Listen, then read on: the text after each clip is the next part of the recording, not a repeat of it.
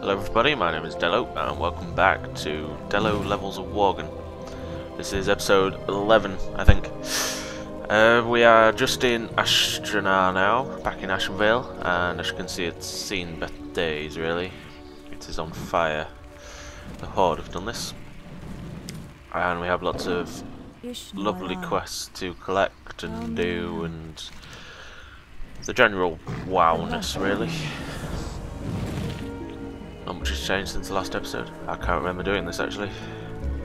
I've done a lot over the past couple of days, so I'm actually level 30 at the minute, so there's a couple of quests. We have most of them are actually new because Ashenvale has changed. Except for these. These are relatively similar to the ones back in Vanilla.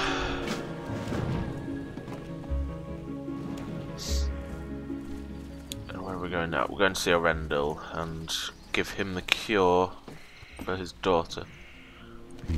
People who played Vanilla know how annoying this quest can be because you think you cure her and then she goes back to sleep, and then you think you cure her again and she goes back to sleep again. But they have put a bit of a twist on it in this in Cataclysm, which I like really. See, she's awake, she's fine. I have a dance, and she's back. She's dead again. Or asleep. I don't know. Anyway, we get told to collect a loon's tear for her. But first, we need to sort this problem that Ash and I are having with the fires. Now I realise with this quest it's a bit buggy. As you see, I have free water at these. And they didn't go, like, away.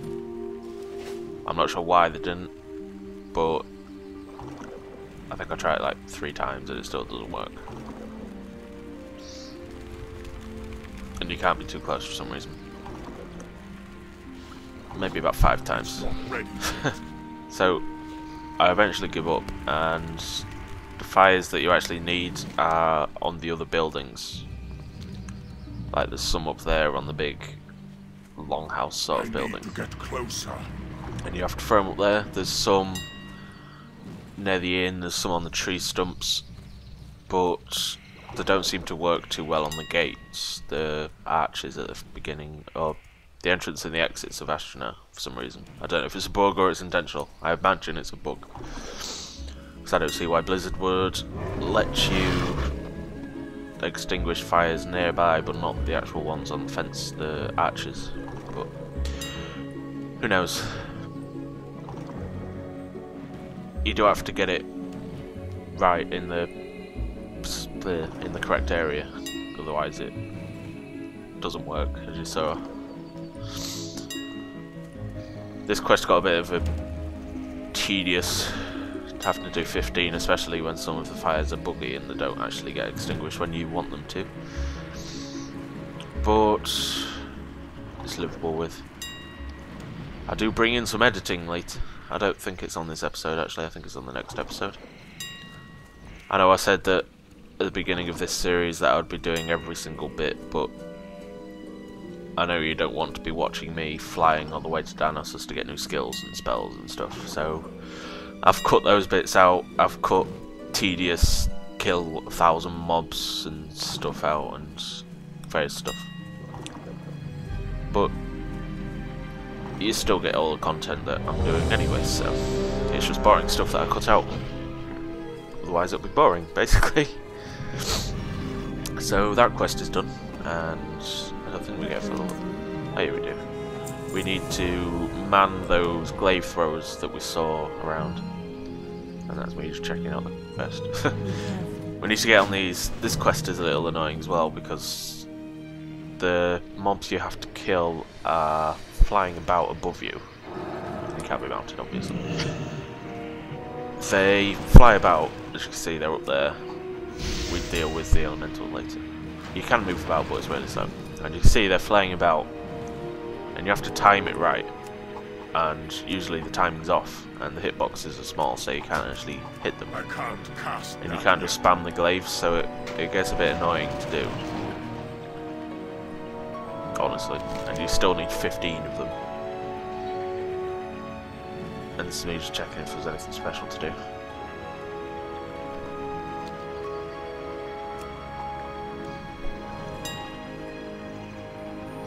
I do eventually get it done, but it takes for ages.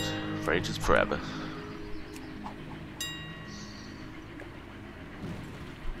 See, this is the thing that I should have cut out.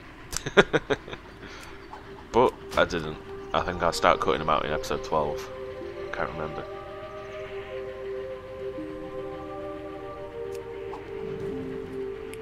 Boring quest. It's an interesting quest though, to be fair.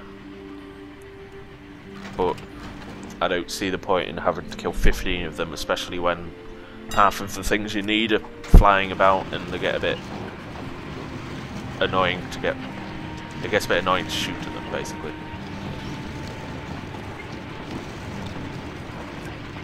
And there's some more flying through. And it'll be better if you could just machine gun the glaives as well, but you can't, obviously. You get energy bar as well, which I think it uses 20 energy per shot. See? The hitbox, I don't know if it's me lagging. I think I was uploading at this point, so it may have been that, but see, the me lagging, the server lagging, me being shit, or just the hitboxes are too small. I don't have enough energy. I'm blaming the server at this point. And there's the last one, finally. That was me getting lost on my UI. I'll probably do a list of, or I may do a little video of what add-ons I use, just to clear some questions up. And I get to level 24. Do I do a cut here? Or do I can't remember.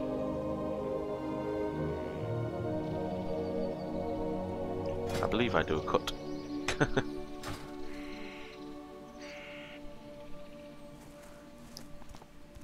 Let's see if I do a cut. So I do a cut. I will plan those a little bit better. I will read through what I need to do. But anyway, I've got new spells or new skills. I got a damage buff and various stuff like that. But now we have some other quests to do. I'll show the new spells off. And now we are going to kill some furbolgs.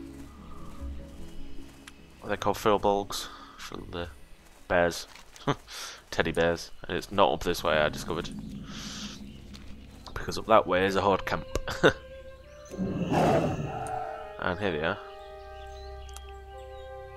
And we get Fairy Fire there, which is a armor debuff for the enemy. A bit like Thunder Armor for warriors. Well, very like Thunder Armor for warriors. And we get... Is it Tiger's Fury or Primal Fury? I can't remember. But it increases damage by 30% for 6 seconds. And I do use it quite often. Tiger's Fury. 30 seconds cooldown as well, which is quite nice. It's useful to use when you use Rake, is it? The ambush type spell ability. Because it busts the damage of that, obviously. It's one hit.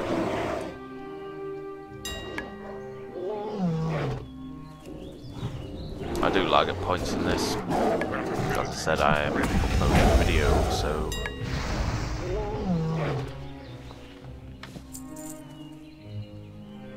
Most of the quests seem to be about killing 15 of something, or extinguishing 15 of something. So we had to extinguish 15 fires, we had to kill 15 Wind Riders and their people, and now we have to kill 15 furbolgs. So, lazy coding maybe? I doubt it.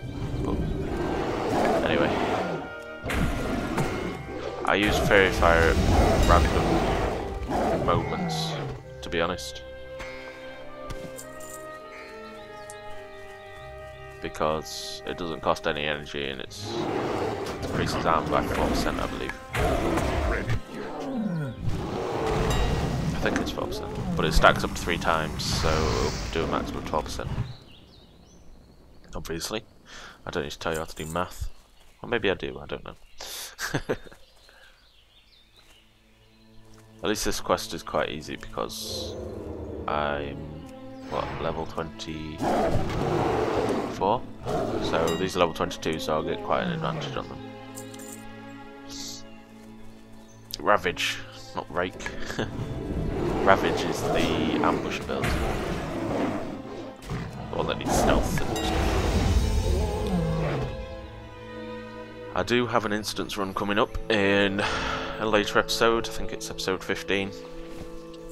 And that is a run of Scarlet Monastery Graveyard. I nearly recorded it twice because I was just doing a bit of instancing. I was hoping to get something different rather than Graveyard all the time. But I didn't. I was actually hoping to do Black Fathom Depths, but by the time I got round to doing it I was level 30, so there wasn't any point, or level 28 but there wasn't any point in doing it because there wasn't any loot there, and the person that I wanted to go with, one of my friends, he was already level 31, so we couldn't queue up for it because Black Fathom Depths is 20 to 30 level instance, so it wouldn't let us join up with the looking for group tool thing, which I think is a bit silly, but I guess if you wanted to, like, say if you was level 85 and you wanted to boost a group just out of the kindness of your heart, you should be allowed to. Especially if one of your friends was in it as well. So if you was grouped up with someone, like, say if I was grouped with one of my 85 friends and he decided to boost me, I would actually get more experience from the looking for group finder as well. Which I guess might be why they do it, or why the stops is doing it, because you're kind of exploiting it and getting lots of experience for a quick, like, 5 minutes run on most of the instances. So I guess it's a bit logical, but I still don't like it. This is a note to Blizzard. Fix Real ID, please. It's been down for, I don't know, 2 weeks. On mine I just get the person's name and the character with a star after it, which usually means that they are a horde. When I try talking to them it just says their name and number 85, so and it's randomly disconnecting real IDs. And it's a bit of a pain because it's been around for about 2 weeks. So you'd think they would have fixed it by now, when there was hyping up real ID a couple of months ago, but never mind. Ain't you a chipper looking one? So the Worgen are about now. We have to collect 8 troll charms, and these are behind the furbolgs that I was just killing. Or they're in the cave behind the furbog camp. I didn't actually realise they were in there until I was running about, but that's where they are. See, I'm a bit laggy, but so Ashenvale is changed. I think most of the areas have actually changed since vanilla, because people who played vanilla, well, all the way up to Lich King really, they will have known that Astronaut was one of the main ganking points, I guess, on a PvP server for the Horde. If he was on a PvP server and had world defense up, it would be usually spammed by Astronaut is under attack. It's just a fact, really. It was a bit like Taron Mill is under attack, South Shore is under attack, and Crossroads as well. So I think they've implemented that into the zone quite well, because now the Horde are actually attacking with NPCs instead of just players. So it kind of works.